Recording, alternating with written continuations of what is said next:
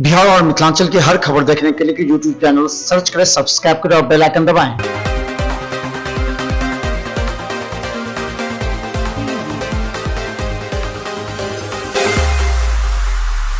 मिथिला मंच और आपके साथ हूँ मैं वंदना उपाध्याय। आमतौर पर आपने देखा होगा कि घर परिवार में किसी की मौत हो जाती है तो पूरा दुख का माहौल हो जाता है, लेकिन यहाँ पर परिजन की मौत पर दुख के माहौल के बजाय खूब खुशियाँ मनाई जा रही है।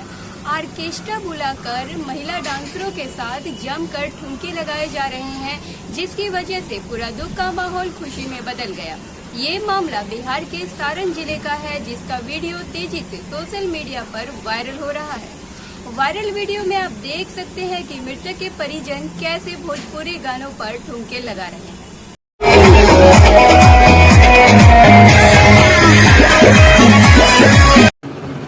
काली काली अखियां में काला काला काजल, गाने पर ऑर्केस्ट्रा डांसर के साथ लय से लय मिलाकर कमर नचाता ये युवक 104 साल के उस बुजुर्ग का रिश्तेदार है, जिसने कुछ वक्त पहले ही अपना दम तोड़ा है। बुजुर्ग की अर्थी के सामने उसके बेटों और पोतों ने जमकर ठुमके लगाए। अंतिम यात्रा को रंगीन बनाने के लिए डीजे और महिला डांसर को भी बुलाया गया था। ये घटना बिहार के सारण जिले के एकमा प्रखंड के सादपुर की है। 104 साल के भोला यादव की मौत हो गई थी। परिजनों ने अंतिम यात्रा को डांस और म्यूजिक से चर्चित बना दिया, जिसका वीडियो अब तेजी से सोशल मीडिया पर वायरल हो रहा है।